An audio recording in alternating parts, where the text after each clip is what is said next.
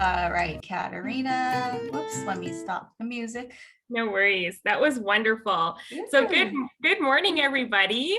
Welcome to our COVID safe professional development session this morning, coffee with the ESL keynotes, and our wonderful keynote this morning, Esther Park, sponsored by the ATA ESL Specialty Council.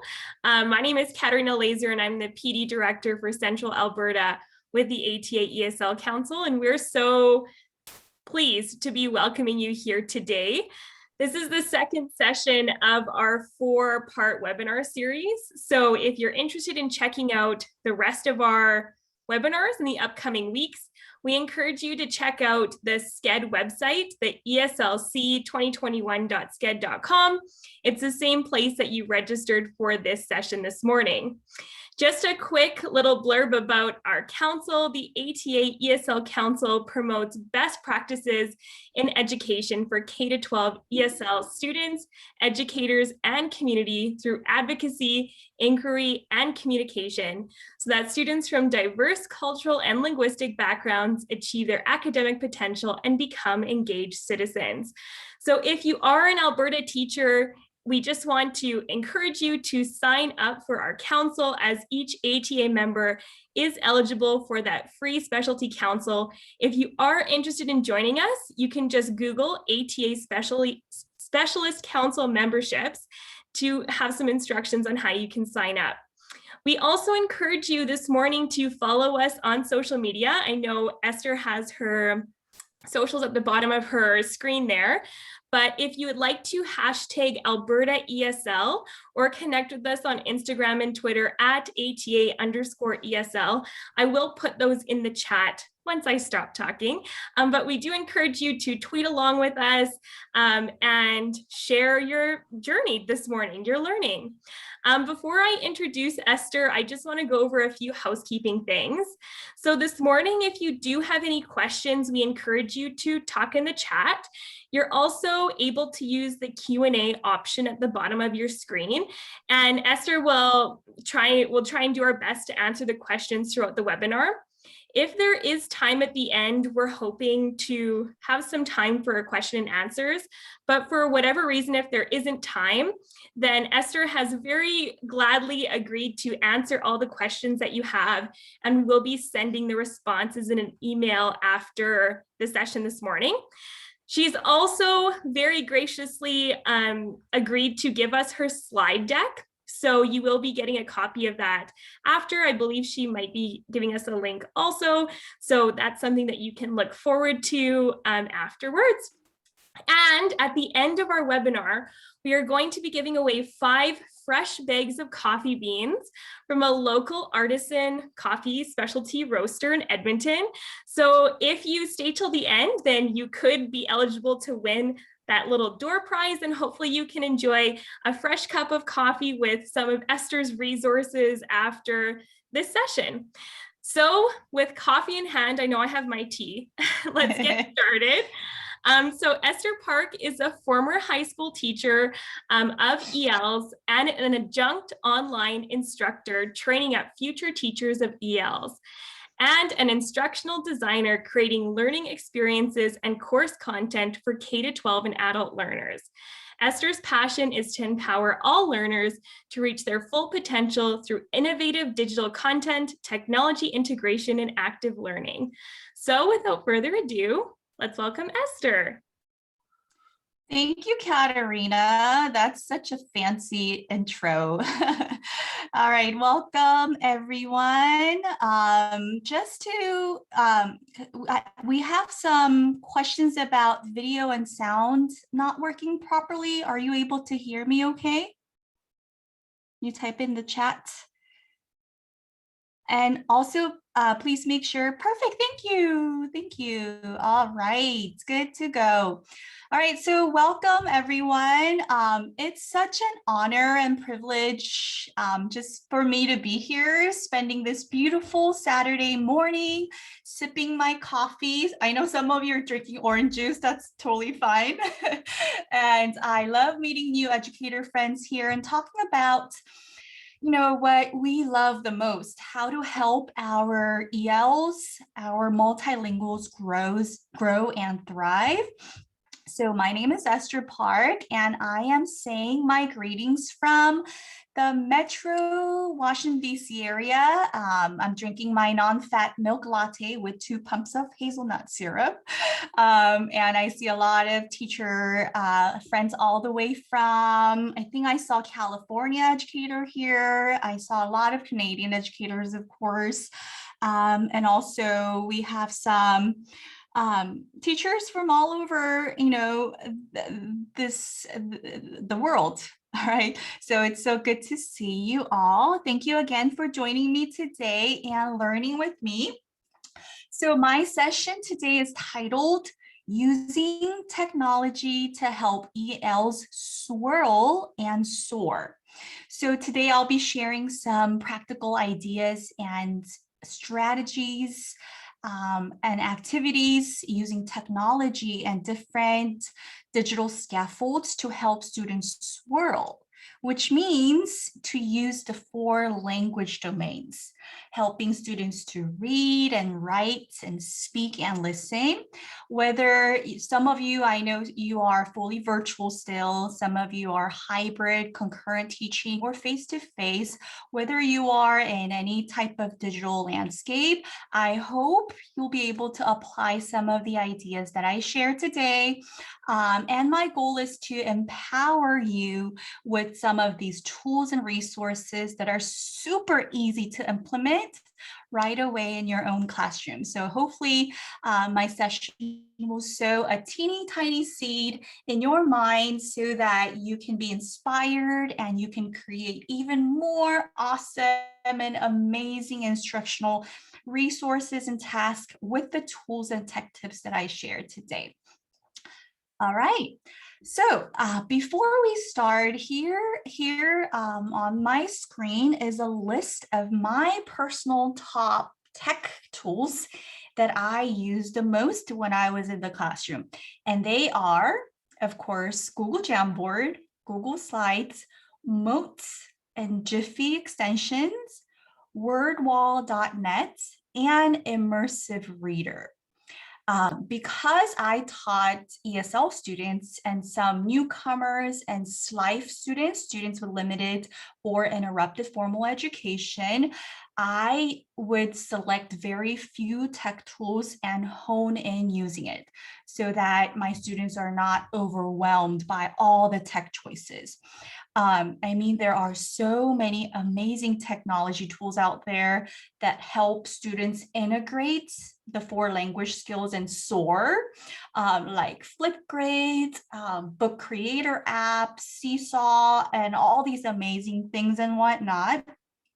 They are amazing, but my own philosophy was like, let's just use one tool, a few tools, and find creative ways around that one tool. So today I will be focusing on different ways of using mostly Google Slides. Google Slides to engage our students and using Google Slides to help students swirl. Yes, I am going to share a copy of the slide deck at the end of the session. Yes, Tazeen. All right, so here is my next slide. Now, before we move on to the content for today, let's do a quick get to know you activity using one of my all-time favorite digital scaffolds, which are animated GIFs or GIFs, or whatever you prefer to pronounce it. I say GIF is the correct way, but I've met so many people who are like totally against it. And they were like, no way, it's called GIF, not GIF. But anyways, so this is a question. What type of teacher are you? What type of teacher are you? Are you a sergeant and you want to see your students reach their fullest potential and always you're putting them to work? Or are you a cat lady? You just adore them all, no matter what they do? Or are you a buddy cracking jokes with your students and you're like their favorite friend? or a taskmaster who deeply cares about every little font sizes in your slides. So what type of teacher are you? Go ahead and type it in the chat box now with this sentence frame. The sentence frame is on the left side. I am a blank and I admire blank teachers. For example, for me, I am a taskmaster. I love different fonts, but I wholeheartedly admire the C teachers, the buddy teachers. Go ahead and type them in the chat box. Katarina is a buddy teacher. Stephanie is a taskmaster. Woohoo, yes. We have some, let's see, cat ladies in the house. Lots of cat ladies in the house, or lots of buddy teachers. All right. A buddy teacher with a bit of cat lady mixed in. That's perfect. That's like the ideal teacher. Let's see, taskmaster. All right, wonderful. All right. So we have quite a bit of cat ladies and taskmasters in the house today. That's awesome. Thank you so much for your responses.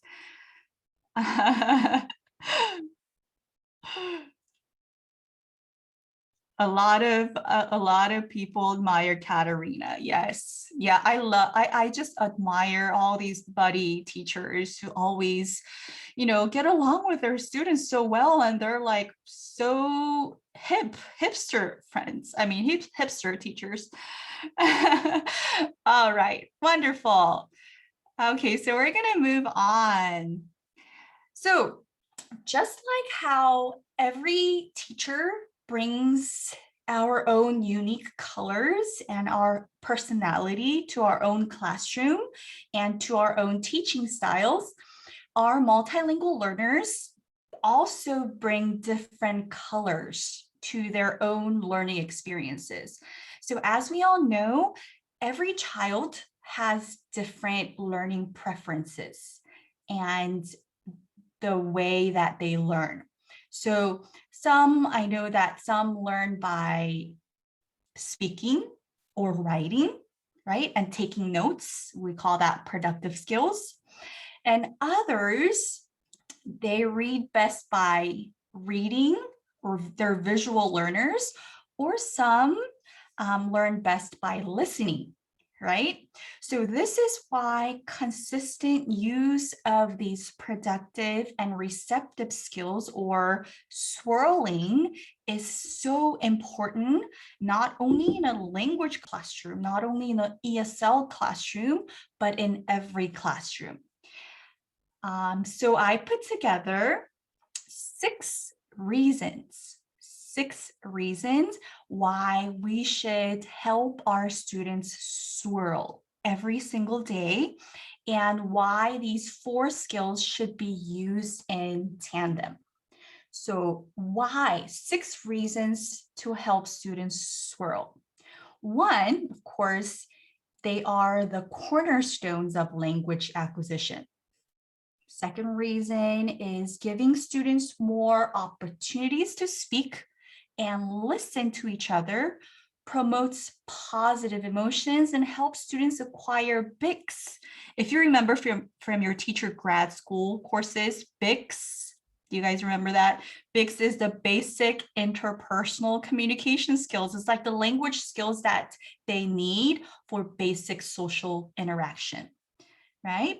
And then the third reason is that it promotes meaningful cognitive interaction with the content, which pushes them to work on CALP, which is the cognitive and academic language proficiency skills. The fourth reason is that it develops knowledge and communication skills for their future, and it equips them to be lifelong communicators. And the fifth reason, it creates a balanced literacy, which is reading and writing. I know Valentina talked about it last week. And oracy, which are speaking and listening skills. Speaking and listening instruction, so that our teaching is not dominated by teacher talk all the time and only a few students talking or answering, but it will bring 100% engagement. And lastly, utilizing all 4 skills meet the students' SEL needs. For example, it helps engage some of our students who may be struggling to work or play well with others, because when you incorporate these 4 skills in your teaching, it teaches them how to listen and speak, and some turn-taking skills and asking for clarification skills.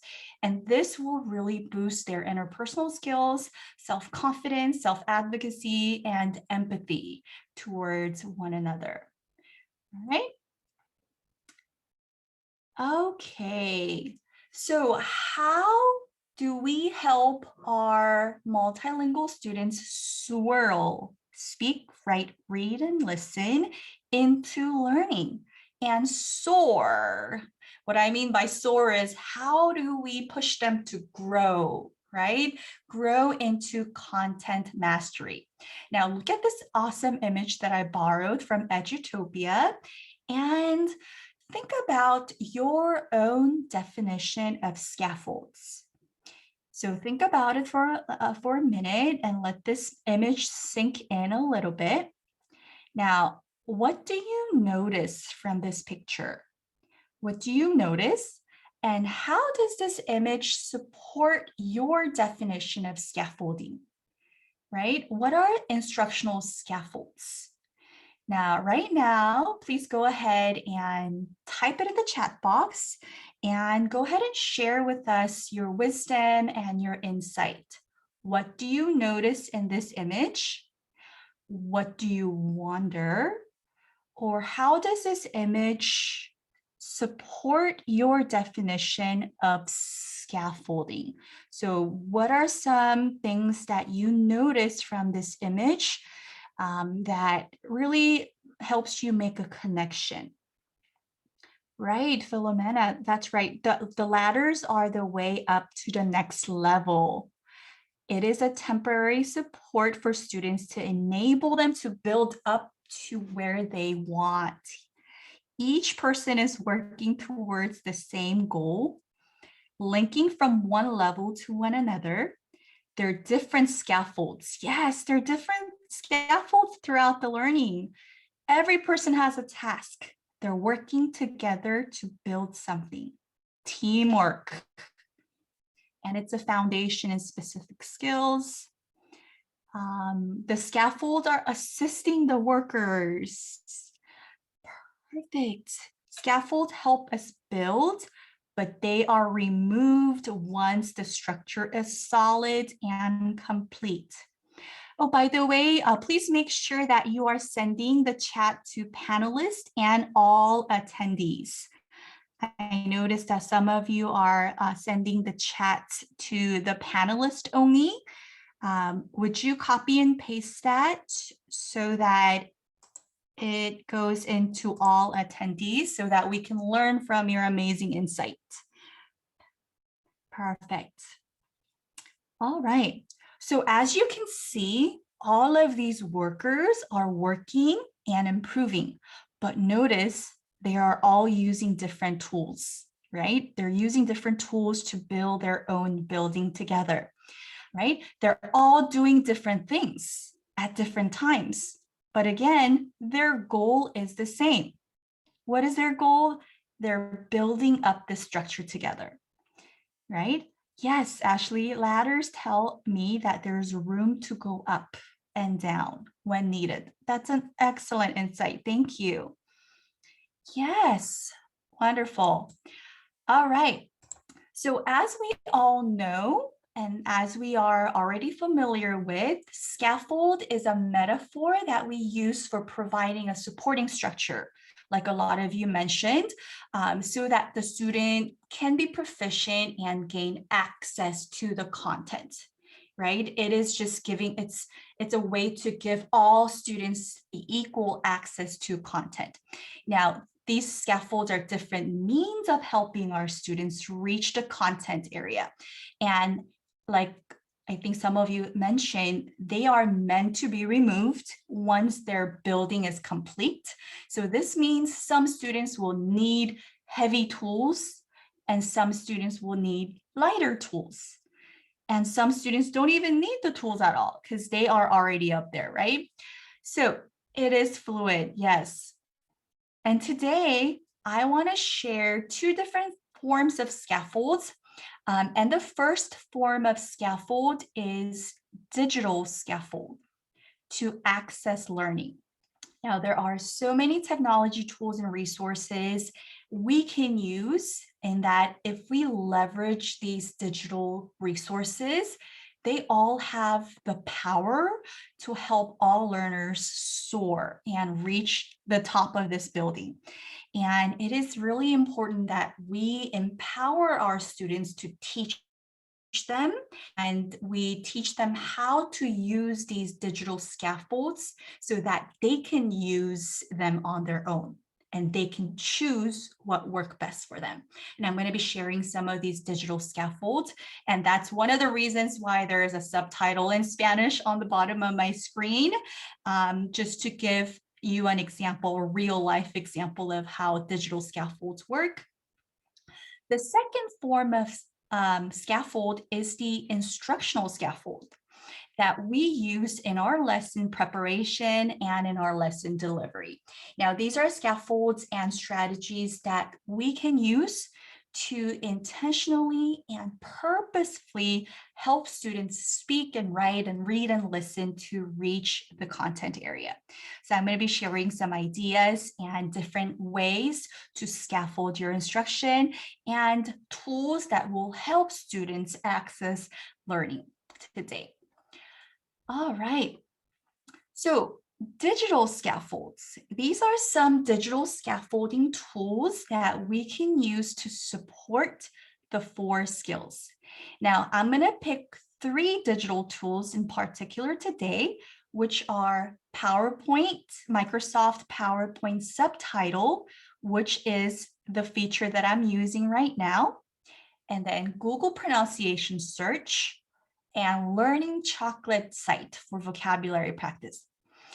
By the way, throughout my presentation, if you see a finger click icon, that means there is a linked resource in my deck. So I am sharing the link to my presentation deck at the end of the session today. So feel free to browse through the slides and explore more on your own. All right. So the first digital scaffold that I want to introduce is PowerPoint Live Translation. Now, I am a fervent Google Slides person by heart. Like, I love Google Slides, but one of the things that I love about Microsoft PowerPoint, which is Google's rival, is that it has a live translator subtitle feature. And this is a feature that Google doesn't have yet. So just like you see on my screen, and I have this on throughout my session, Microsoft speech recognition converts spoken words into written text, and it translates into 60 different languages. And if you speak Spanish, let's imagine that you are all Spanish speakers. You might have noticed that these subtitles really help you reach content and understand what I am saying in real time, right? So if you speak Spanish, you might notice that the translation is pretty accurate. And the best part is that it translates real time simultaneously as I speak, right? So to set this up, in PowerPoint, it's really simple. If you use PowerPoint, you will go to slideshow, subtitle setting, and you're going to choose the spoken language as English, and then choose the subtitle language like that. All right, there you go. All right, so if you have a homogeneous group of students who speak one language, using this during your lesson or even screencasting your lesson with subtitles, that really can be a game changer. And I use this all the time when I taught Spanish-speaking newcomers and SLIFE students. All right, I will get to the questions later. Thank you, Tracy. Okay. All right, we're going to move on. So another digital scaffold that I teach my students is the Google pronunciation search, which I think it's a very underrated Google feature, but it's a powerful resource for your students. So basically, in the usual Google search bar, you're going to type the target word. For example, on my screen, the target word is community, and then the word pronunciation. So once you do that, you will see a Google pronunciation box appear where your students can listen to the word, see the lip movements, and then practice the word by recording it. Your students can actually use this Google feature to record and practice their pronunciation. And then students can replay their voice. And then the best part, this is like the best part of it, is getting the pronunciation feedback, right? So this is a screenshot of the pronunciation feedback that Google gives. So when I recorded myself, I mispronounced sheep into ship, and this is what I got, right? And I had a lot of my students having a hard time saying sheep, and they would say ship instead. And when they hit the record button on Google, they would provide an AI feedback like this. And notice how helpful it is, right? So students can first replay their recorded voice, and then there's a color-coded error correction and a detailed description on how to improve their pronunciation. And they provide other examples of common errors like feet and fit, peach and pitch, right? So it's really a powerful digital scaffold that you can teach your students how to use so that they can self-check their pronunciation. It's awesome, right? And I really think that it's underrated, all right? But one thing that you need to remember is not all word searches on Google give you this feature. All right, so you would just type in the word and pronunciation, and if they give you the Google pronunciation box, that's great, but not everything, all the searches give you this feature, but it's still a valuable resource for your students to practice pronunciation and word level speaking. One of the things that I do with this digital scaffold is to link the Google pronunciation URL and this one-click Google translation URL to a word work slide template. So students can listen to the word, students can practice pronouncing it, and they will record the word, and also they can manipulate these letter tiles to spell the word, right? And this simple one Google slide template becomes an interactive learning experience that engages all 4 language domains. They're swirling, it helps them swirl into vocabulary learning.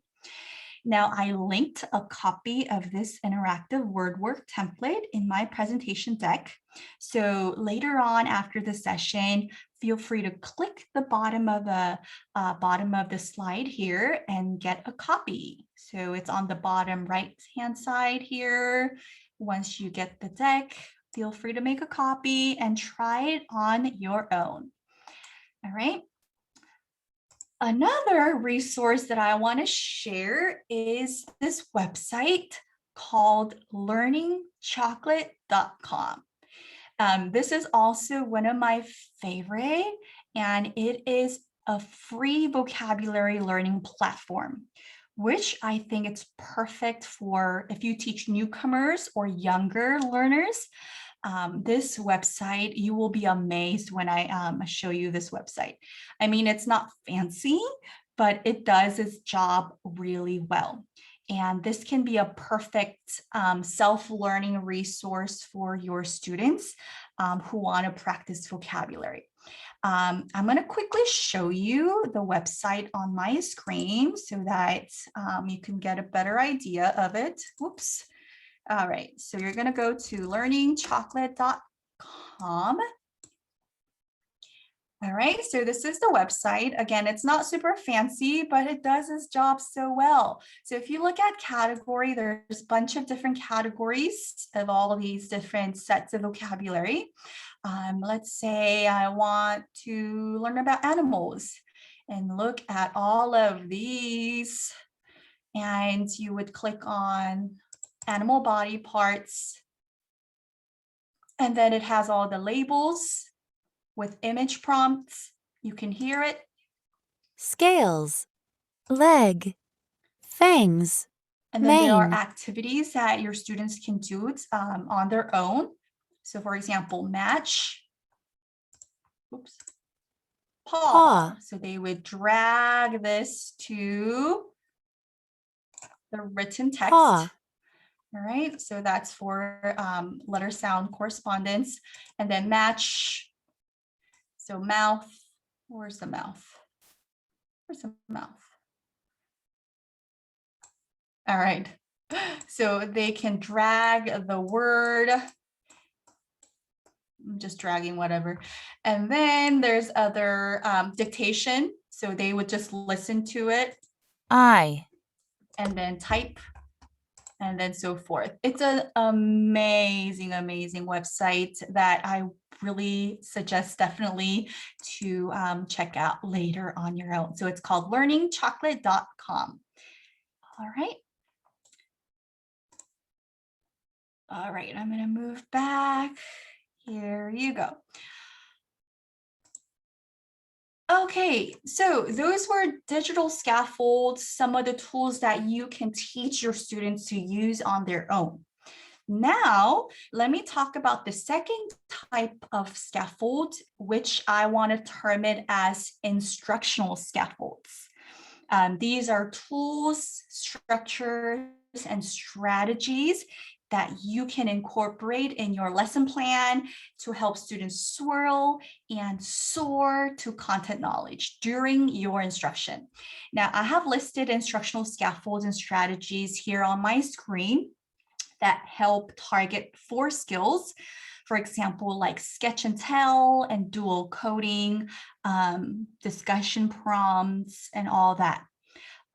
In the center, these are, of course, universal instructional scaffolds that I think are so critical in helping our multilingual learners. For example, connecting new information to old, building schema, using non-linguistic representations, gradual release of responsibility, and of course, home language support, right? Today, I am going to choose 5 from this list and share some practical strategies and templates and tools today. All right. The first example is called digital annotation.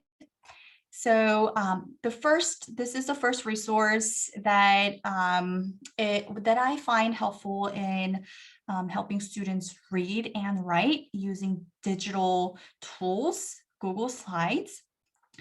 Is digital annotation. Now, we all know that annotation is a very, very important strategy to teach our students.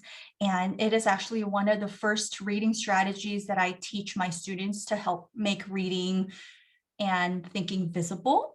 And this can be used in any content area or any proficiency level, whether you teach entering ELs or proficient long-term ELs. This is something that you can use in any content area across the proficiency level. And annotating really encourages students to interact with the text, and it gives the structure to help them read with a purpose. So Google Slide or Jamboards are great digital tools to help students annotate, and students can use these movable pieces from the left side, like the highlighted box or a line or a check mark, and then they would move these symbols to the text. And I usually take a screenshot of my text and then set the image file as the background in Google Slides so my students don't move the text around. And the interactivity of this makes close reading really engaging and fun, and then my students really enjoyed it. Now, yes, Melissa, this digital annotation is one of my paid resources, but as a way to say thank you for coming to my session and just a token of appreciation for your hard work, I want to give you and gift you all with this template. So I'm going to drop this in the chat box right now so that you can make a copy for yourself and then try it out. Yeah. So only for my live participants, because you guys are awesome and you came to spend this morning drinking coffee and listening to me. So this is all for you. I hope you enjoy them. And I hope this resource really skyrockets students' engagement and motivation for them to read. All right, so I'm going to drop it one more time. So that was digital annotation. All the instructions are embedded in the slide. So if you have questions, refer to the directions on how to set an image as a background and so forth. Oh, thank you, Tracy, Courtney. All right, we're going to move on. Okay. All right. All right, so we're going to move on.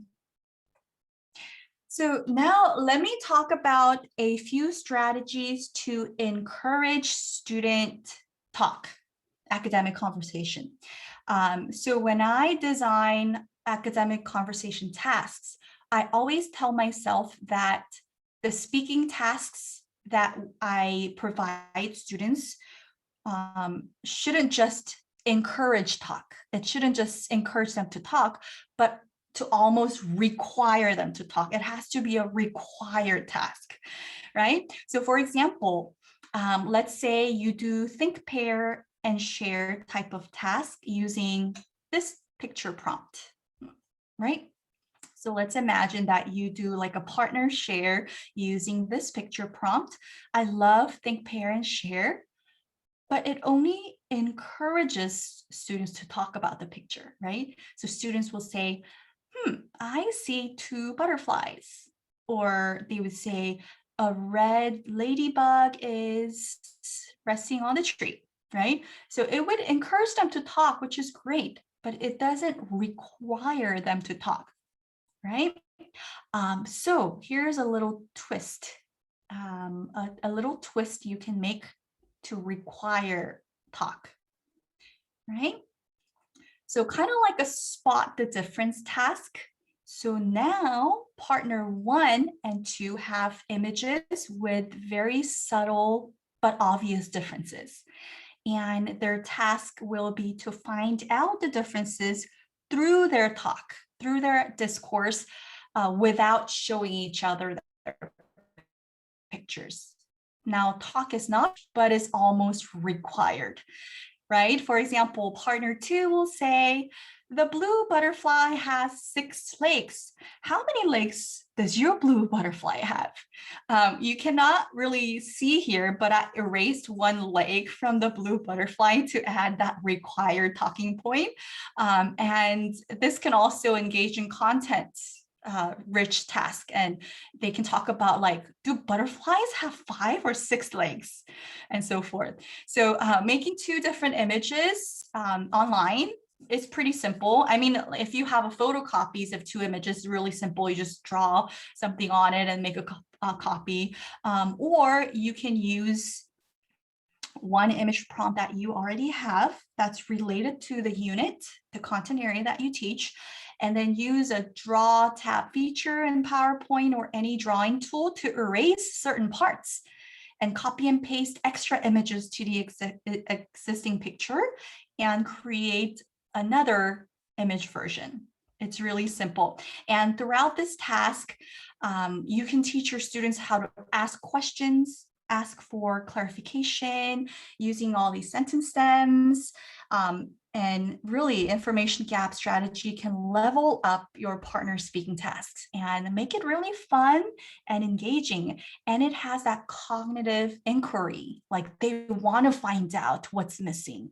Like it makes them want to find out and talk about the images. All right.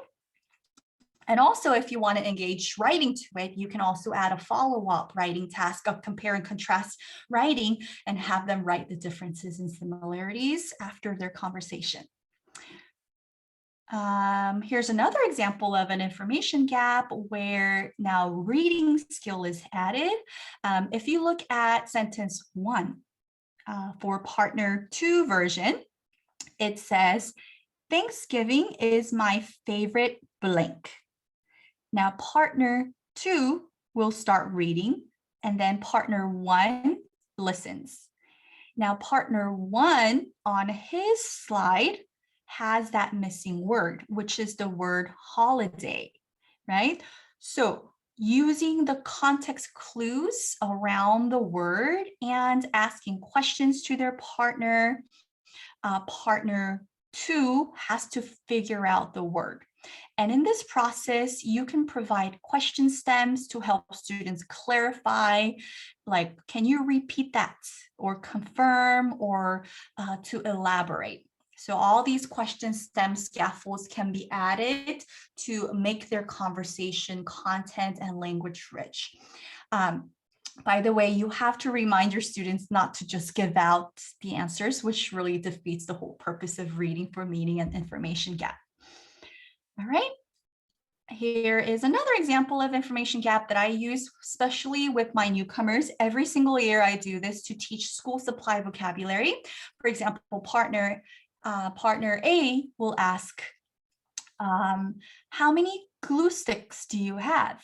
And partner B will answer by looking at his version and say, I have 3 glue sticks, right? And then the conversation continues. Now, these are all in Google Slides, and these are all free. I really believe that teachers work so hard, and my belief and my passion is to create as many free resources for you all.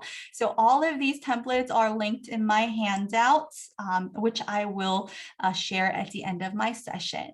So feel free to make a copy later. All right. Okay, yes, it's really awesome for special needs students. Yes, thank you. All right, so here is another example. It's called Talk Task Card. This was inspired by one of the Edutopia articles that I read. And this will also require more academic conversation. And whatever content you're trying to teach, these conversations become the building blocks for content learning, right? So you will create 2 model sentences. In this case, partner 1 says, I think a blank is heavier. Wait, I think blank live in blank because blank.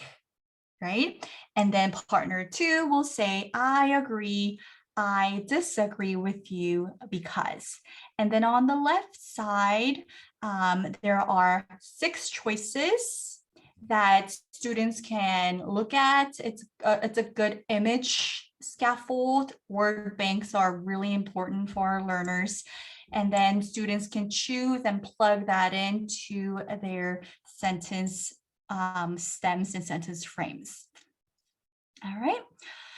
Awesome. Oh, thanks, Melissa. I'm getting all. Thank you. All right. Oh, sorry, I was so distracted by Melissa's kind comment. Thank you. All right. Anyways, again, the template is here. I try to think of other content area teachers and what content we can cover using the talk task cards, but try to be creative in creating all these talk task sentence stems.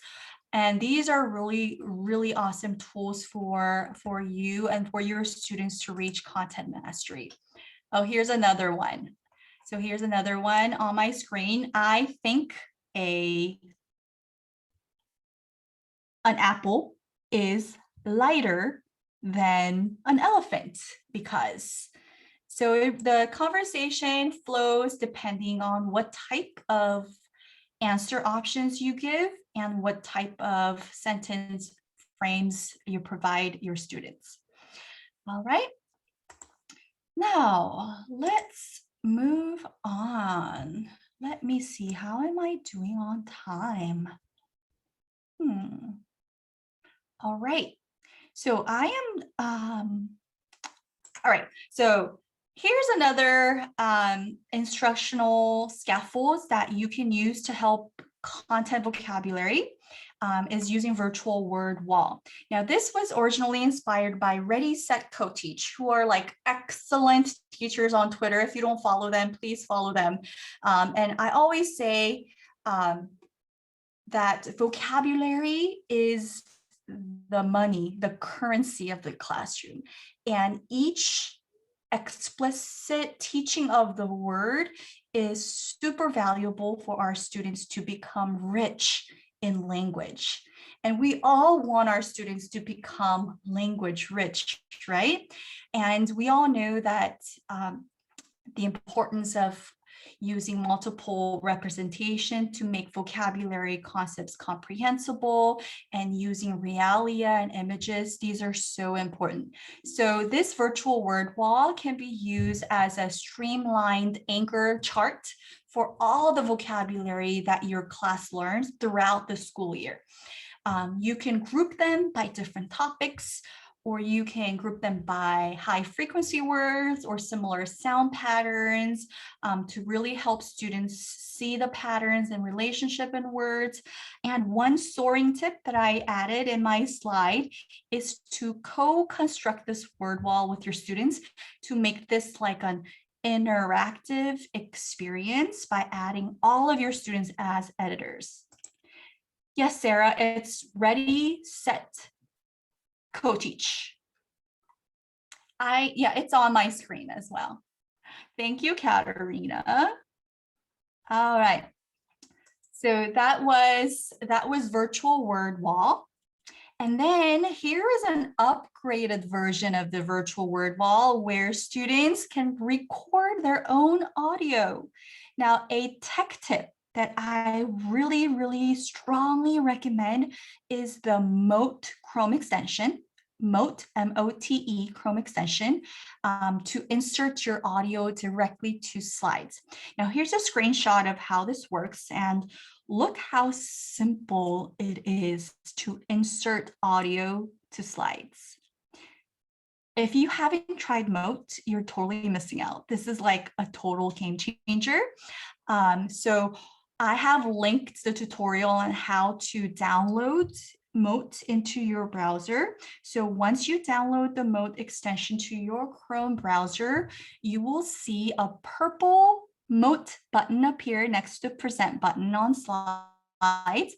And when you click the button, it opens a small window like this that prompts you to record your audio. And then you're going to press insert, and then boom, you will see a clickable audio icon.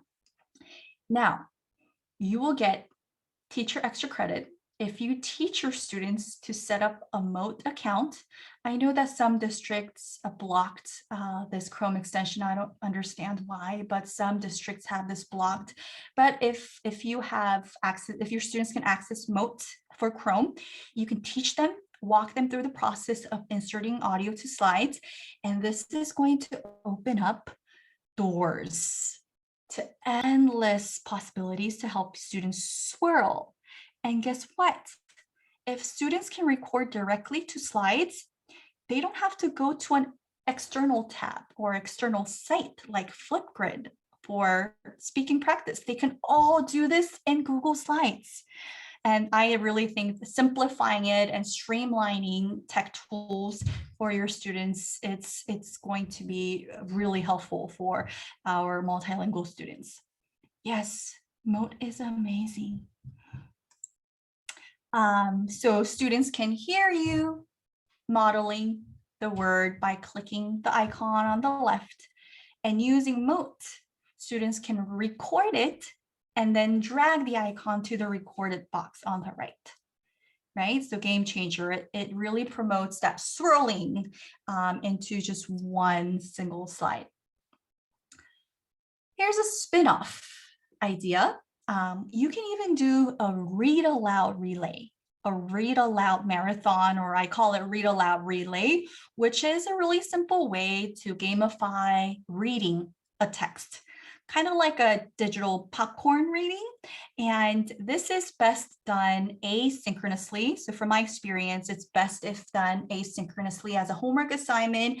And what students will do is they can read a section of the text that you're reading together as a class.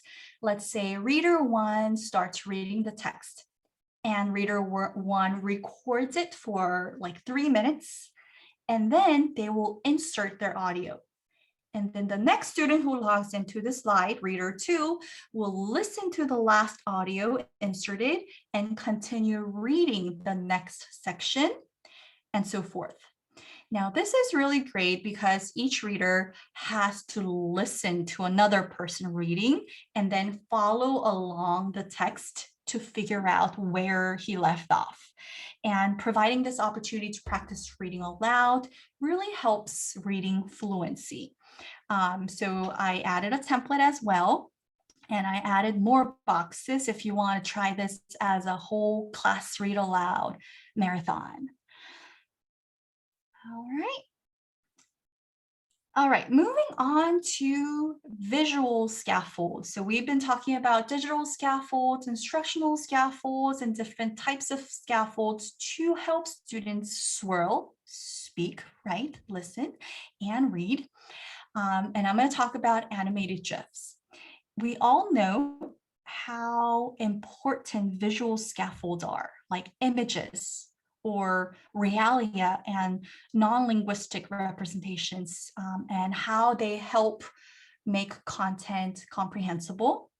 And on my screen are Google image results for 3 words with different shades of meaning for the word walk, like stroll, dash, and trudge. Now I'm going to show you the upgraded images using animated GIFs, and take a look at how GIF images enhance the meaning. There you go. Boom. So aren't GIFs the best? I'm in love with GIFs, and my students love animated images as well. So look at how these animations enhance the meaning of the word and paint such accurate non-linguistic pictures of different meanings of walking.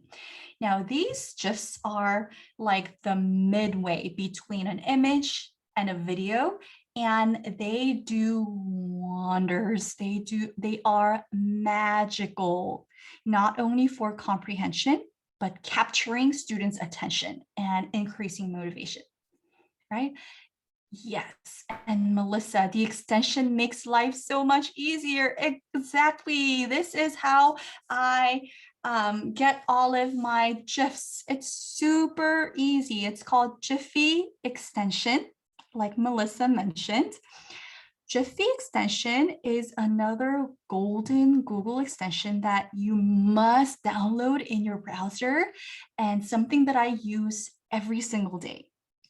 So I download the Jiffy Chrome extension and I pin it to my browser, as you can see on the screen. And look at how easy and how quick it is. So you'll click on the Jiffy icon and then search the keyword, and then just drag and drop the GIF to your slides. It's that easy, right? So you would search, I'm searching the word decision. You'll pick the GIF that you like the most, and then you would drag and drop. Where did my GIF go? There it go, boom. All right, so Jiffy extension is gold. These are the new images, right? So try using animated GIFs and give your presentation a makeover. And trust me, it really captures students' attention a lot longer than the images. So try the Jiffy extension. All right. This is the last one. This is the last resource that I'm going to share today, and I have 4 minutes left. And it's a website called wordwall.net. Now, this is an amazing site where you can make custom activities for your classroom, from like interactive quizzes and games and matchups and digital manipulatives and so forth.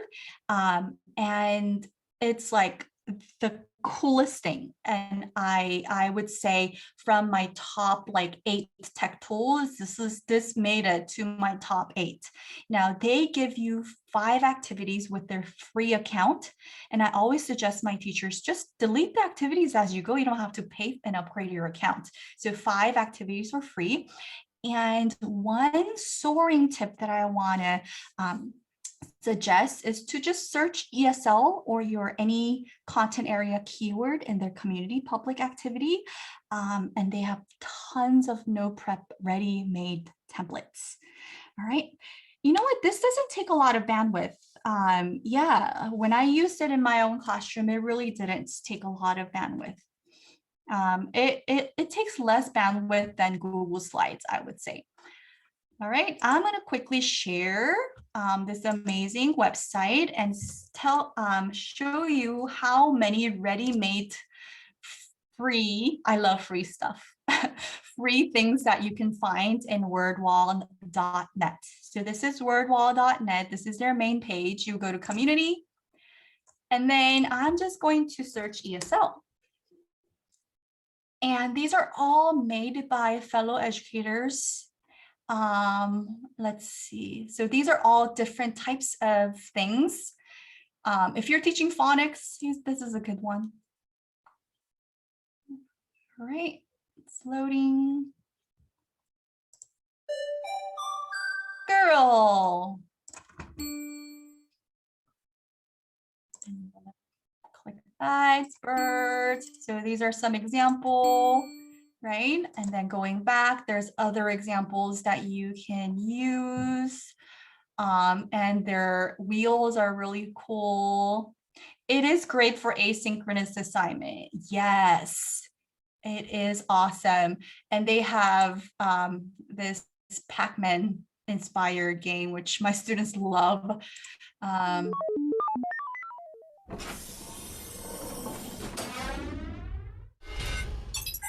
And they would use the keyboard to go right or left and look for the word that matches. Ooh, all right, I died. Anyways, okay, so you get the idea. So wordwall.net. All right. So, oh my gosh, I feel like I cruised along, rushed a lot, but that's it for today. No, they don't need Flash for these. You know what? I am going to, do you guys hear the sound? Anyways, so that's it for today. Thank you so much for your time today. Hopefully you can use some of the resources and templates that I shared to help them bring, you know, more swirling to your own classroom. Now I'm going to drop the link to today's presentation deck. You can hear the sound here. Presentation deck with all of the templates in the chat box right now. All right. Of course. So this is my social media. You can connect with me through social media, Twitter or Instagram. My handle is Mrs. Park Shine, and I try my best to share free resources on my website because, we have it. Sometimes it's really hard. So check it out later. Check out my website later. It was a pleasure meeting all of you through the chat stream. And here is a link to my deck. It's not hyperlinked, but here it is. All right. And it's, yeah. Sorry, I just wanted to say thank you on behalf of the Alberta Teachers Association, our ESL Council. What you gave us today was just absolutely phenomenal. All the tools and scaffolds, obviously all the feedback in the chat is absolutely unreal. So we just wanted to extend a huge thank you to you because you are a game changer, and it's definitely bringing some awesome positivity to Alberta teachers and beyond this morning. So we just wanted to say thank you. Thank you. You are so kind. Yeah, Thank you. Also, I just wanted to announce the 5 winners of our fabulous coffee.